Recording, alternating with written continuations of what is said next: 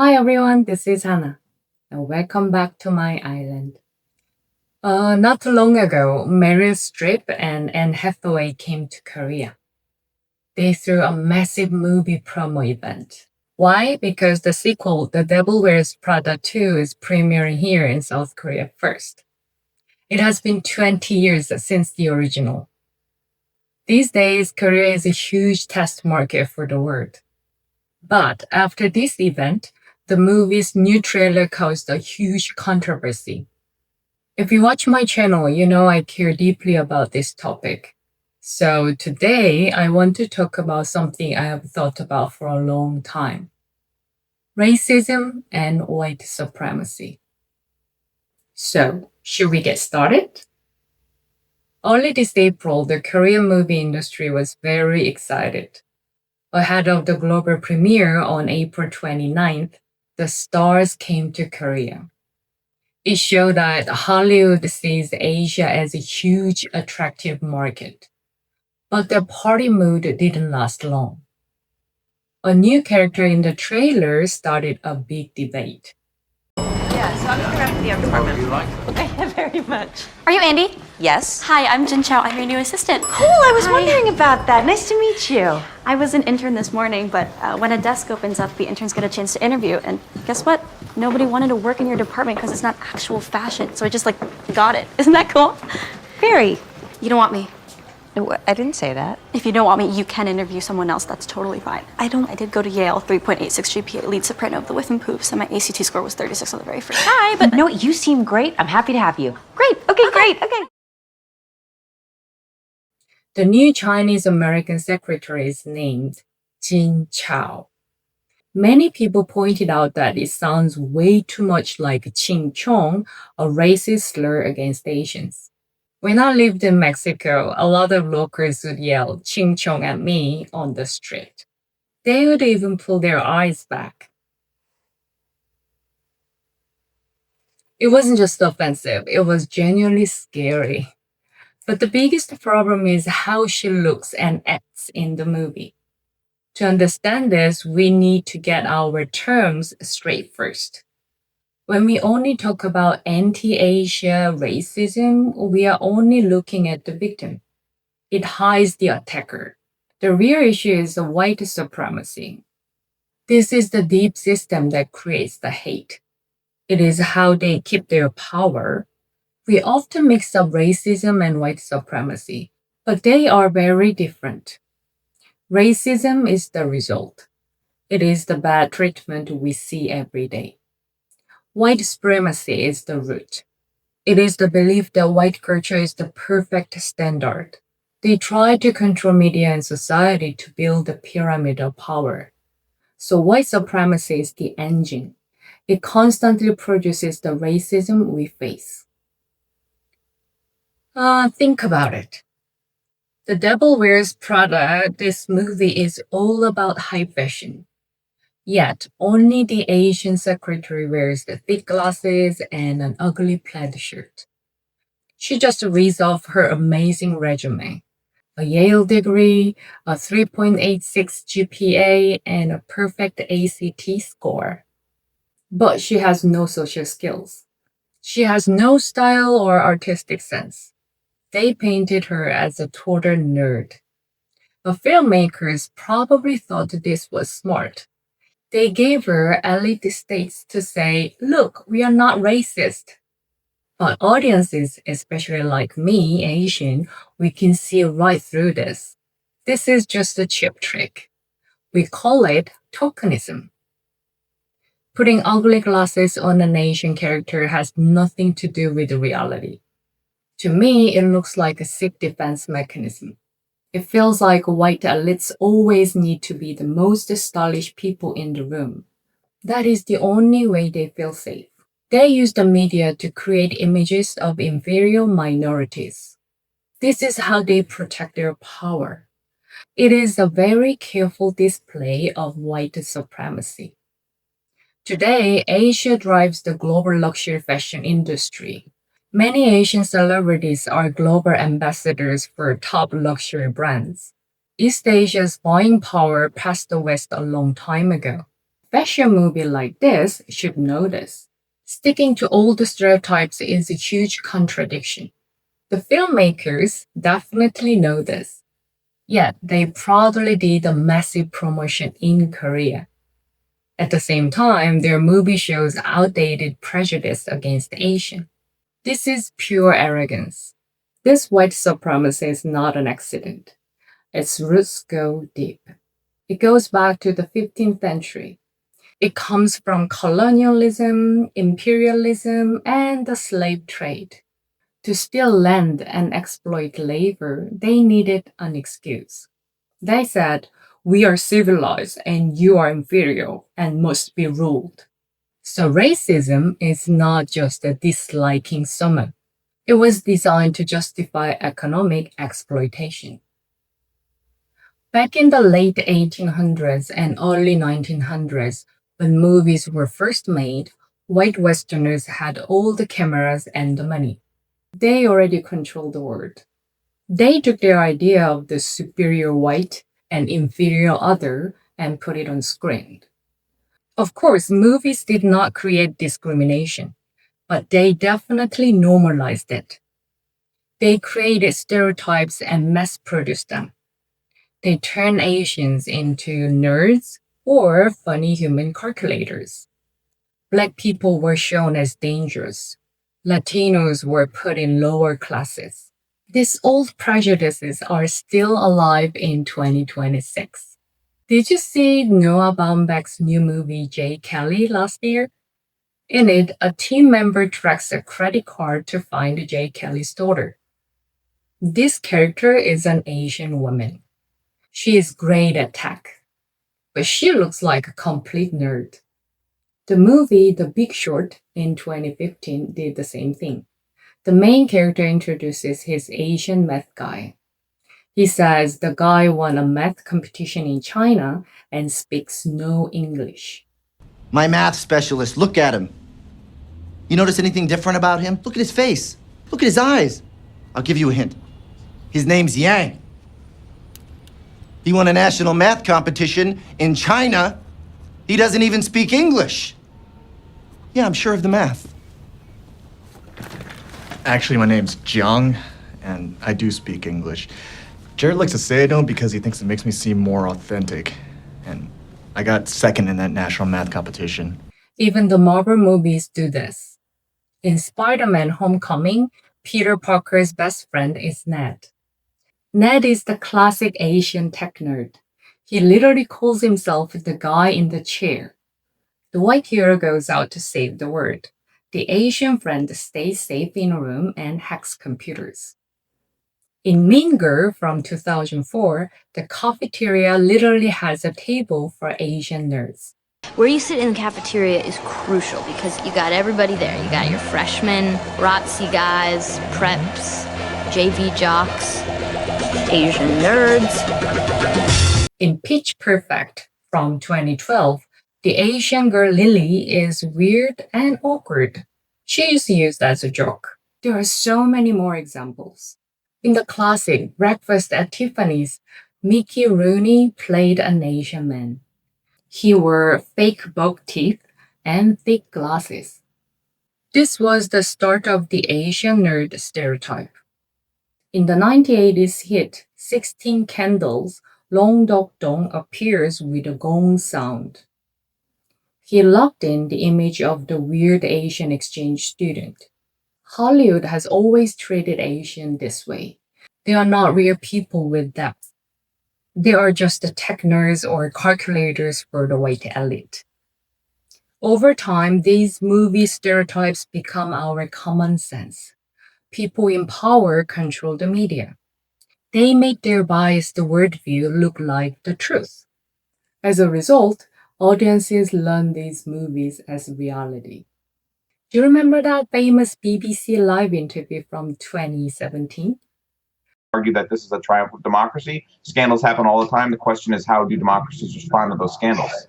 And what will it mean for the wider region? I think one of your children has just walked in. I mean, shifting sands in the region. Do you think relations with the North may change? I would be surprised if they do. Pardon me. That's right, carry on. My apologies. What's this going to mean for the region? My apologies. North Korea, South Korea's policy choices on North Korea have been severely limited. A white American professor living in Busan, South Korea, was doing a serious news interview. Suddenly, his little daughter danced into the room. Then a baby rolled in on a walker. Right after that, a panicked Asian woman rushed in. She quickly grabbed the keys and slid out of the room. The video went totally viral. But the reaction exposed something really ugly. People all over the world automatically assumed the woman was the nanny. She wasn't. She was his Korean wife. Just because she was an Asian woman in a white man's house, people immediately jumped to that conclusion. These movie stereotypes lead to the real, everyday discrimination. I experienced this exact same thing. I faced this quite often when I lived on a remote island in Thailand. Remember, it's Thailand. The Westerners there really believed they were open-minded and not racist. But I saw how deeply white supremacy lived in their minds. I became close friends with Andrea, a white Canadian. After she had a baby, we would walk on the beach together. But when we ran into her white friends, they wouldn't even say hi to me. They treat me like I was invisible. Some of them would even hand me their happy bags without thinking. Later, I realized why. Just because I'm Asian, they automatically assumed I was her nanny. They thought I was just looking after the white woman's baby. It happened so many times. Andrea always had to apologize to me. So I gave her my courage. I tried to join their conversations so they wouldn't think I was the nanny. Their reaction was even worse. They looked shocked and said, "Oh, you speak English so well. Where did you learn it?" This sounds like a compliment, but it is actually incredibly rude. They think Asians are either servants or foreigners who can't speak English. They don't even realize they are being racist. We call this white fragility. They get very defensive when faced with race issues. In my experience, people who say I'm not racist are the most racist. Everyone knows it but them. Don't get me wrong, please. I'm not talking about every single white people on earth. Not everyone. I know I have so many good friends, white, black, Asian, Latinos. I clearly experience there's some structure, some education, or some habits. So I'm not talking about every single white person is bad or racist, but for the past 20 years, Asian culture has achieved so much. Parasite, Squid Game, Everything Everywhere All at Once. Oh, I love the film. And K-pop Demon Hunters. And Hollywood knows this. But it seems like they feel threatened and anxious. The original white creators of the first movie, The Devil Wears Prada, reunited for the sequel. 20 years later, their answer was a cheap defense mechanism. The new person in charge of costumes dressed the Asian character in ugly clothes. This was intentional. They used fashion to keep us out. They might accept Asia's economic power, but they draw a clear line. They claim that elegance and high culture belong only to white people. There's a famous scholar named Edward Said who explained this perfectly. In his book Orientalism, he said the Orient was invented by the West. The West created the idea of a passive, backward Asia to feel superior. The Asian secretary in The Devil Wears Prada 2 does not reflect reality. She is an outdated stereotype brought to 2026. She is just a safe minority figure created to make white people feel comfortable. This is how the powerful stay in power. In the past, Japan used the Western logic to rank and control other Asians. It is the same structure. They invented an inferior other to hide their exploitation. Old imperialism used the guns to oppress people. 21st century Hollywood uses fake diversity as a shield. It is much sneakier. They give the character a Yale degree to claim they care about diversity, but they lack any self-awareness. They don't see how this character violently repeats structural prejudice. The creators probably don't think they did anything wrong. They won't admit it, and they won't apologize. That is what they have always done. If you are sick of this lazy storytelling, just look at Netflix Beef Season 2. It deals with the Asian diaspora and capitalism perfectly. In the show, the white couple Josh and Lindsay try so hard to impress Chairman Park, a Korean billionaire. They learn Korean just to say hello to her. They bow deeply, almost touching the ground. Excellent. 안녕하세요.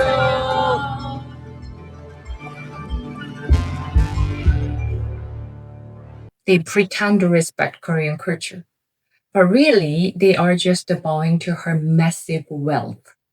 They hide their deep white supremacy. They only worship her money. Beef Season 2 makes a sharp point. White people will bow down to money and power, no matter if the person is white, Korean, Black, or Latino. And white people love to judge Korean plastic surgery. But guess who is actually filling up the clinics here? Rich white people. Chairman Park dominates Josh. She tells him Koreans bow exactly as much as they respect the other person. In Korea, you bow. Sorry? You bow, Josh, to show respect. Yes, I respect you very much.